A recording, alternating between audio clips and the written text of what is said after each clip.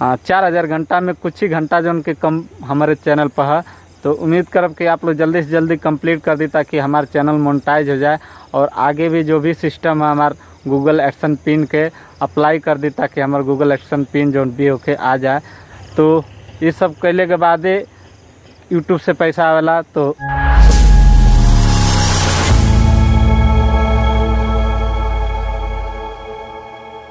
Hello दोस्तों, नमस्ते। आप सब कैसन बानी? उम्मीद करब कि आप सब अच्छा होखब और स्वस्थ होखब और मस्त होखब। तो अभी सुबह के 9 बजत बा और हमारे तरफ से सभी परिवार के गुड मॉर्निंग। बाकी इधर देख सकल हमनी के काम चालू बा और हमनी के होली तो बहुत अच्छा तरीका से बीतल है। और आप लोग बताइए आप लोगन के होली कैसन बीतल। और हमनी के बाहर में जोन होली खेले के तरीका रहा ईट भट्ठा में, हमनी के भट्ठा में काम करे जला।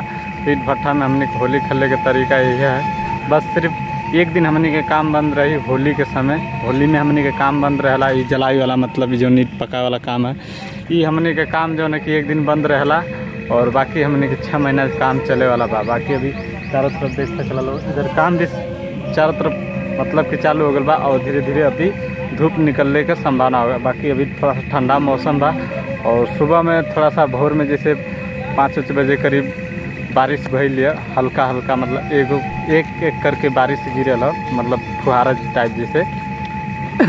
बाकी आप लोग की तरफ बारिश भइल कि ना भइल आज की डेट में ज़रूर से बताएं। बाकी फिलहाल इधर श्याम और ये हमनी के भट्ठा के लोग पी रहल चिमनी। तो भैया जैसे कि अभी हमनी के इधर के ईटा पक गल बा तो इधर का हमनी के जौन लोहा बैठावल जाता है एक हमनी के सरपोस बोलल जाला। पूरा एक समय दिन में मतलब लाल नहीं दिखत, नहीं तो रात में एकदम पूरा लाल दिखेला, एकदम हीट हो जाला एकदम आग से। तो अभी फिलहाल एक फटाफट हम ईटा से बंद करत पानी अभी। तो हमारे इधर के ईटा पक गल बा, आप लोग देख सकीला लोगन कैसन हमनी के ईटा पकावल जाला। तो चलिए फटाफट बंद कर लेती फिर मिलत ही आप लोगन से। तो भैया अभी फ़िलहाल करीब 11 बज गल बा और धूप भी बहुत काफ़ी लगत बा। तो ये हमनी के चिमनी सहारा बा कसम धूप लगत है, बहुत जल्द से धूप लगा। हाँ तो बेचारा कोयला दे वाला है कि बहुत काफ़ी धूप लग जाता है। अभी 1 घंटा के समय और तो ना मानी कि 12 बजे छुट्टी हुई और होली में मज़ा आ गया कि ना? बहुत मज़ा आया। हाँ चलल कि ना? चलल का चलल ही वाला ताड़ी उड़ी का काम ले लिया है, ताड़ी उड़ी ले लिए थे। हाँ ताड़ी उड़ी का काम चलल है होली में। और ये बता से हम कि होली में ज़्यादा गाना हम भोजपुरी में कौन चला जानते हैं? कौन सा कैमरा वाला बताइए कैसे? हाँ बताए। होली में हमसे मिले नैहा गली में कैमरा लागल बा। तो भाई इस समय होली में बहुत काफ़ी ट्रेंडिंग पर गाना चलल है। आप लोग अगर सर्च मारब जाके देख ले कि होली में हमसे मिले मतैया गली में कैमरा लागल बा। खाली इतने सर्च मारब कि गली में कैमरा लागल बा। बहुत बढ़िया गाना मस्त लगत रहे ना सर? हाँ होली में हमन नया गाना है, नया गाना है यानी ट्रेंडिंग में चलत है अभी फ़िलहाल। तो भैया फ़िलहाल अभी हमनी के धूप बहुत काफ़ी लगत बा। तो अभी हमनी के आ गए हैं चट्टा पर और ये हमनी के छाँ यहाँ फर्स्ट क्लास पे मतलब पेड़ बा और यहाँ खूब अच्छा छाँ लगत बा। अभी उधर बहुत काफ़ी धूप भी बा। आप लोग के पता है कि आग के ऊपर और ऊपर धूप बा, नीचे आग ऊपर धूप, तो धूप तो लगबे करे। फिलहाल अभी मस्त हमनी के जौन के छाहे आ गल बन जा अभी देख सकेला लोगन। और यही चट्टा पर भी हमनी के दिन भर बैठे के बा। और आप सबके हम बता देते कि भाई के कमेंट आला है केहू का कि मतलब आपका फ़ोन कैसन बा, कहाँ से कि आपके वीडियो जौन है कि पीछे का बैकग्राउंड ब्लर हो जाला। तो भाई हमार फ़ोन हुए रेडमी 10 5G, मतलब रेडमी नोट 10 5G है। तो आप लोग अगर चाहत बनी तो जाके ले सकीला। बाकी आप सबके हम बता देते कि भाई हमारा वाच टाइम बहुत नज़दीक के करीब बात। आप लोगों से रिक्वेस्ट बा कि जल्दी से जल्दी पूरा कर दी ताकि हमारा चैनल भी मोनेटाइज हो जाए। भैया अभी फ़िलहाल अभी हो गल बा 1 बज गल बा और लंच का समय हो गल बा। तो अभी हम फ़िलहाल जाते खाना खाए। उसके पहले देख सकल बा हाथ पूरा कितना करिया बा। तो धो के अभी खाना वाना खा लेते फिर उसके बाद मिलब।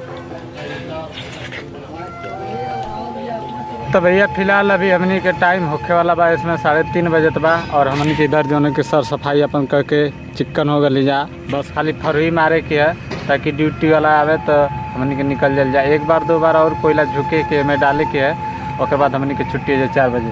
का धूप लगा था? धूप लगा था तो इतने सा कान से बही रहा से सटाए के बोले के पड़ा था। दूरे से बोलबा तो जने की गाड़ी देता हमके और तो वही पे गोसिया जी। हाँ का ना हो। हाँ देखला तो ये थोड़ा सा कोयला मन का बाकी अभी काम हमने के जौन शाम के अभी काम थोड़ा सा स्टार्ट हो गल बा अभी ट्रैक्टर और ट्रैक्टर में बाजा बजले की वजह से दोस्तों हम जौन के पूरा दिन के वीडियो शूट ना कर पाला कहाँ से कि गाना बजाना सर और गाना बजी तो जान थोड़ा लोगन आप लोगन की कॉपीराइट का समस्या हो सकेला। तो भैया फिलहाल अभी नहा धोआ के हम आ गए खेत के तरफ। आप लोगन से कुछ ज़रूरी बात करे के एक वजह से हम भट्ठा पर ना बता पाइला कहाँ से कि भट्ठा में ज़्यादा शोर शराबा है, शाम के टाइम बा और भट्ठा में काम स्टार्ट हो जाला शाम में ज़्यादा, तो एक वजह से हम इधर आ जाइला। लेकिन आप लोगन के बता देते हैं कि बगल में हमारे देख सकेला लोगन YT स्टूडियो का स्क्रीनशॉट है। 4000 घंटा में कुछ ही घंटा जो उनके कम हमारे चैनल पर है, तो उम्मीद करब कि आप लोग जल्दी से जल्दी कंप्लीट कर दी ताकि हमारा चैनल मोनेटाइज हो जाए और आगे भी जो भी सिस्टम है हमारे गूगल एक्शन पिन के अप्लाई कर दी ताकि हमारा गूगल एक्शन पिन जो भी होके आ जाए। तो उम्मीद करब कि आप लोग जल्दी से जल्दी सपोर्ट कर दी।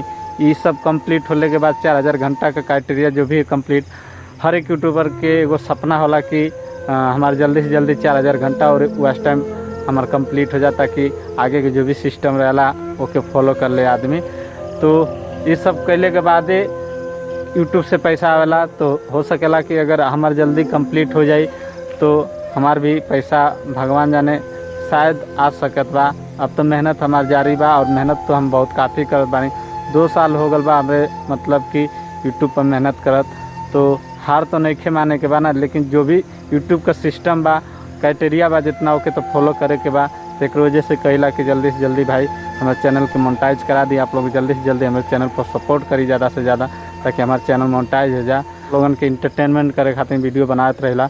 बाकी ये सब बात करे के रहने आप लोगन से। उम्मीद कर कि वीडियो अच्छा लगल हो। वीडियो अगर पसंद आल हो तो वीडियो को लाइक कर दी। चैनल पर पहली बार आ ली तो चैनल के सब्सक्राइब करके बेल आइकन घंटी दबा के प्रेस कर दी ताकि ऐसा वीडियो आप सबके हमेशा मिलत रही। बाकी आपके हम डेली क्या चीज़ दिखा सकेला, यह भट्ठा में हम काम करेला वह दिखा सकेला। 8 घंटा में मतलब कि 16 घंटा में 24 घंटा में मान के चला कि हमके 12 से 13 घंटा ड्यूटी पड़ जाला। बाकी रात में 2-3 घंटा सुते जाला। ऐसे हम जो उनके हम और कहीं ना जा पाला। दिन में ड्यूटी है, जैसे हमारा नाइट ड्यूटी स्टार्ट हो जाए उसके बाद तुरंत हम अपन घूम के वीडियो बनावे लगब और अच्छा चीज़ आप लोगों के लेके आए और दिखाई। उम्मीद कर कि वीडियो अच्छा लगल हो। वीडियो अच्छा लगे तो वीडियो को लाइक कर दी। मिलल जाए कोनो नेक्स्ट वीडियो में। जय हिंद, जय भारत।